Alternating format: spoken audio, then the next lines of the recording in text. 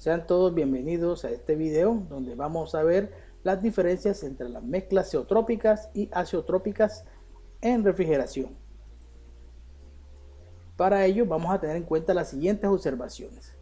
En primer lugar, si se aumenta la temperatura del líquido, mayor será la presión de vapor del mismo, ya que las moléculas, al tener mayor energía, es más fácil que se convierta en estado vapor y mayor será la presión requerida para convertirlas nuevamente en estado líquido.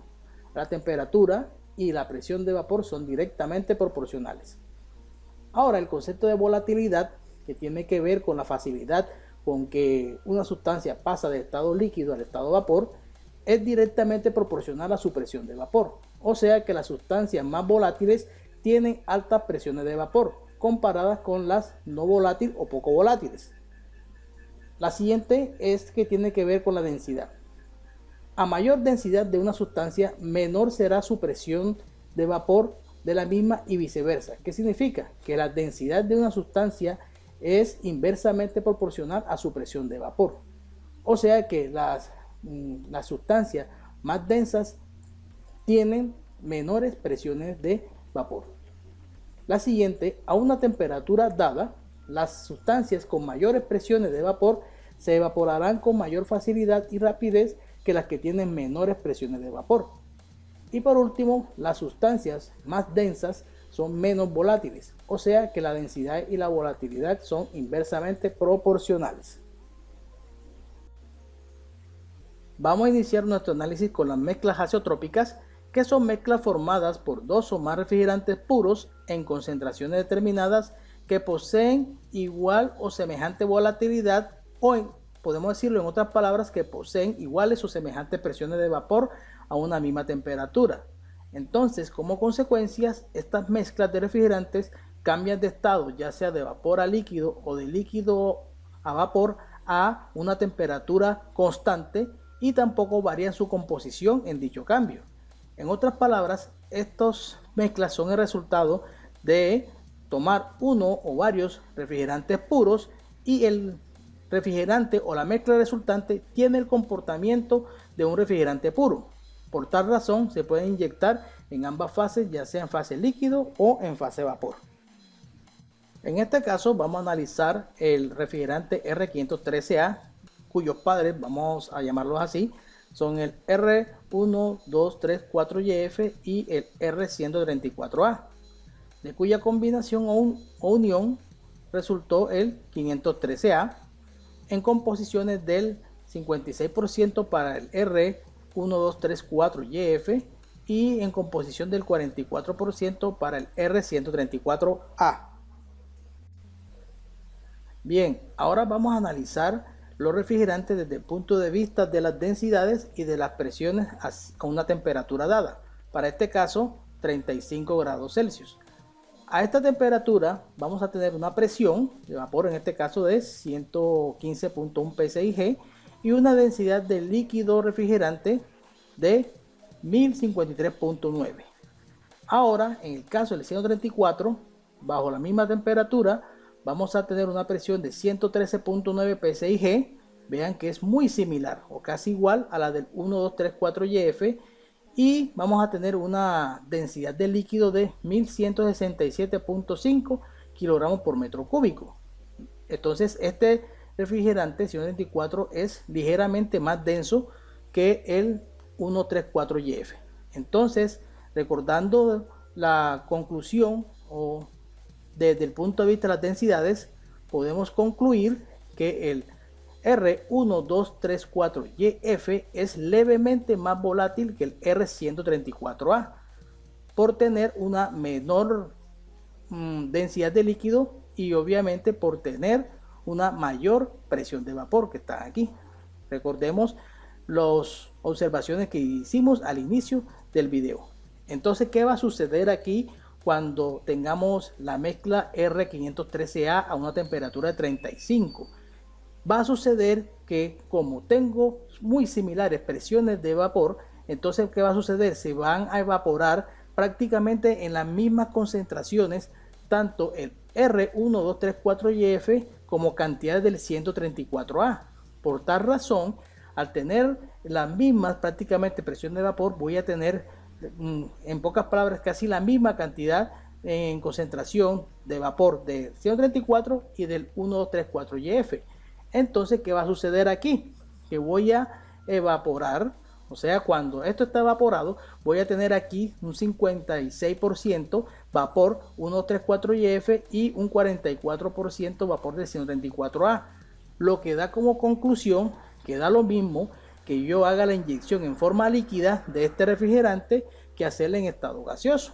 Aunque tenga unas pequeñas diferencias, prácticamente esas pequeñas diferencias no van a hacer un gran efecto o significativo, ¿cierto?, dentro del sistema, porque prácticamente son iguales. Entonces, por esta razón, a pesar que en el estado de vapor voy a tener una pequeña o una leve mayor cantidad de presencia del 1, 2, 3, 4 YF en relación al 134, prácticamente se va a comportar como si tuviesen las concentraciones que tienen el estado líquido.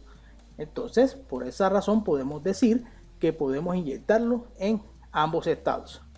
Ahora vamos a hacer el análisis por qué razón hacemos estas mezclas. Entonces, porque alguien puede decir, y tiene lógica la pregunta, óigame, pero si yo tengo acá un refrigerante que es puro, tiene un pH de 0, ¿no?, ¿por qué razón combinarlos? Entonces, la combinación de mezclas es para obtener un refrigerante que tenga mejores prestaciones. Entonces, esas mejores prestaciones pueden ser desde el punto de vista del impacto ambiental, pueden ser desde el punto de vista de seguridad, puede ser inclusive desde el punto de vista de las presiones de operación. Entonces, para ello vamos a hacer el siguiente análisis. Vamos a analizar aquí los indicativos ambientales para cada refrigerante. Podemos hacerlo con otras propiedades, pero vamos a concentrarnos en esta para que vean el ejemplo. Desde el punto de vista del potencial de agotamiento del ozono, este tiene 0 y el 134 tiene 0. O sea que son refrigerantes que no degradan la capa de ozono y por tanto aquí su hijo, vamos a llamarle así su hijo, el 513A, también posee la misma propiedad, que no degrada la capa de ozono. Ahora vamos a ver qué pasa con el potencial de calentamiento global.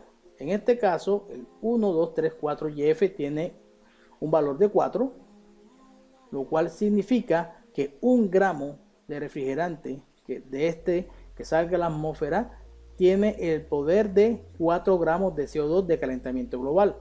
Pero en cambio, vamos a analizar lo que pasa con el 134. Tiene un potencial de calentamiento global de 1430. O sea que 1 gramo de 134 que se emita a la atmósfera tiene el poder de calentamiento global de 1430 gramos de CO2. Entonces vean esa diferencia tan abismal que hay. Por esta razón, este es un refrigerante que no pasa el protocolo de Kioto porque tiene un alto potencial de calentamiento global. Bien, entonces, ¿qué sucedió aquí? Al unir ambos refrigerantes, el potencial de calentamiento global del 513 tiene 631. O sea, que tengo un refrigerante ahora que no degrada la capa de ozono y tiene un potencial de calentamiento global relativamente medio, pero es mucho más bajo que el del padre original, que es de 124. Entonces lo hace muy atractivo para su uso en sistemas de climatización, que veremos a continuación un ejemplo de ellos. Ahora, otra ventaja. Vemos aquí que el 134 tiene seguridad A1, que significa es no tóxico y no flamable. Mientras que el 1234 YF tiene no tóxico y ligeramente flamable. Ahora, ¿qué sucedió? El hijo, el R513A, tiene clasificación A1, lo cual significa que es un refrigerante no tóxico y no flamable. Entonces vean que aquí obtuvimos unas características mejores combinando ambos. Correcto. A continuación vamos a hablar de las mezclas zeotrópicas.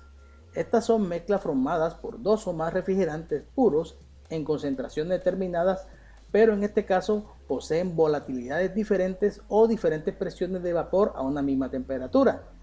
Entonces, estas mezclas, cuando hacen el cambio de estado, ya sea de vapor a líquido o de líquido a vapor, en el proceso cambian su composición, así como su temperatura de saturación o de cambio de estado.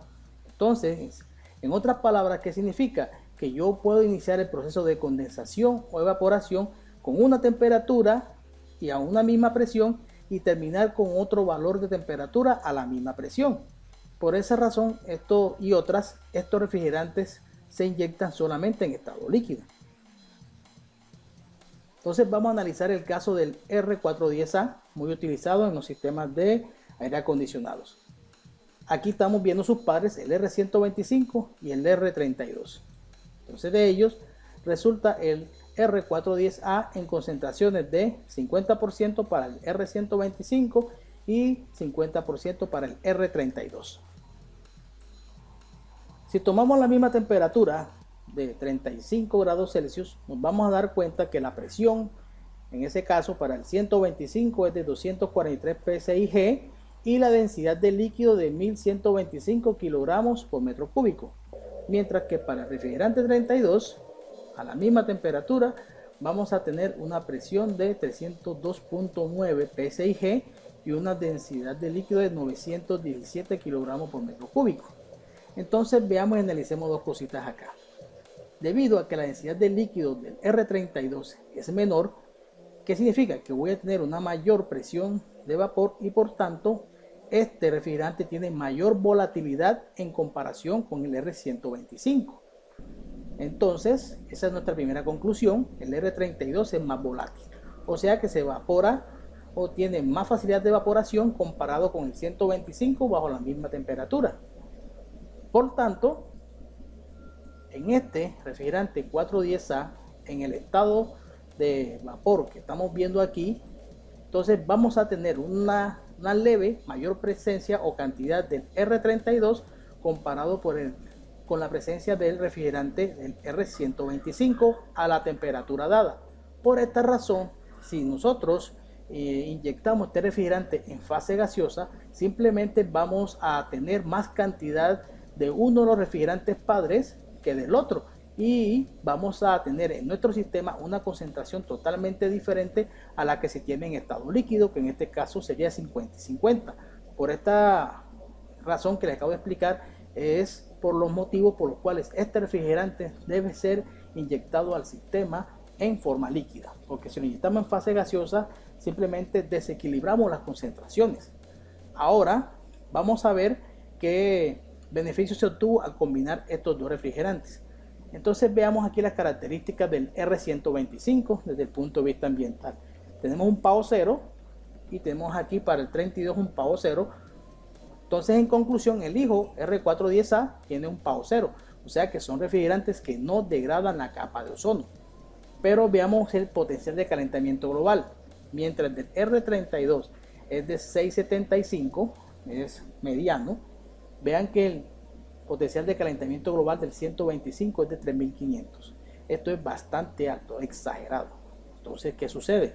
Al yo tener esta combinación, voy a tener un potencial de calentamiento global de 2088. Entonces, ¿qué se hizo con esta combinación? Se le redujo el potencial de calentamiento global al 125, veanlo acá. Pero entonces obtuvimos un refrigerante con menor potencial de calentamiento global, sin embargo es bastante alto. Veanlo acá. Ahora, desde el punto de vista de la seguridad, esto es un A1, significa es no tóxico, no flamable, en el caso del 125, lo cual es una característica muy deseable, pero el R32 tenemos clasificación A2L, que significa que es no tóxico pero ligeramente flamable. Al combinar ambos, el 410 resulta clasificación A1, que significa no tóxico, no flamable. Entonces se tuvo una ventaja, pero aún tenemos el problema del potencial de calentamiento global. Entonces, ¿qué pasó? La nueva tendencia ahora, ya los equipos nuevos están vendiendo con el R32. Entonces, ¿qué pasa? Cuando hicimos el cambio, tenemos presiones muy similares, ¿cierto? Porque son heredadas del 32, pero tengo ya un potencial de calentamiento global de 675, aunque mi R32 es un refrigerante que tiene una baja flamabilidad y por tanto cambia mucho la forma como o el procedimiento para poderlo trabajar. Entonces esa es la nueva tendencia. Ahora vamos a ver qué es lo que pasa con estas sustancias que cambian su temperatura en el proceso de condensación o evaporación. Vamos a tomar para este ejemplo el caso del R413A. Entonces voy a hacer el análisis con base en que voy a evaporar a 160 psi. Entonces, si utilizamos nuestra herramienta de slider de Danfoss, vamos a observar aquí dos situaciones. A 160 psi, vean que aquí yo tengo una opción que se habilita cuando tengo este tipo de refrigerantes, que dice burbuja. Y me está diciendo que la temperatura es de 41.3 grados Celsius. Entonces, ¿qué significa esto aquí? Ese bubble point, ¿cierto? O punto de burbuja es de 41.3 y es la temperatura a la cual el líquido saturado comienza a ebullir o a formar vapor. Entonces sería este punto. Y vean que aquí estas curvas de temperatura ya no es recta aquí, sino está inclinada hacia abajo y llega acá. ¿Por qué razón? Vamos a ver la siguiente parte. Ahora voy a ver a qué temperatura termino a esta presión. Entonces vamos a ver, vean aquí que la misma presión, yo quiero saber cuál es mi punto de rocío, que es este punto que está aquí. Mírenlo acá. Y es de 43.56 y está sobre la curva de 43.56 que está aquí. Y así como se comportan las curvas de temperaturas con este tipo de refrigerante. Entonces vean lo que sucede aquí. Terminé o empecé a evaporar con una temperatura de 41.3, pero terminé de evaporar con una temperatura de 43.56, totalmente diferente, bajo la misma presión. Ahora, si yo voy a condensar a 160 psi, comenzaría con 43.56 y terminaría con 41.3. Entonces, esa diferencia entre las temperaturas del dew point, en este caso se llama punto de rocío, y es la que estamos viendo aquí, menos la temperatura de bubble point o la temperatura del punto de burbuja, es lo que se llama deslizamiento de temperatura o glide. Pues en este caso es de 2.26 grados. Hay refrigerantes que tienen un glide bajo las mismas condiciones de alrededor de 1, otros que tienen hasta 5 o hasta 6, o sea, son bastante la diferencia. Entonces, eso es lo que sucede cuando yo trabajo con este tipo de refrigerantes. Entonces, en el canal a veces me preguntan qué significa la burbuja y el rocío, y solamente se aplica para estos tipos de mezclas. ¿Vieron? Para el tipo de mezclas zeotrópicas, que tienen solamente esta condición, porque ellas se comportan diferente, porque comienzo a una temperatura a evaporar y termino con otra, o comienzo con una temperatura para condensar y termino con una menor. Entonces eso es lo que sucede cuando se activan estas funciones en el programa del slider de la de Danfoss. Muy bien. Muchas gracias y nos vemos en otro video.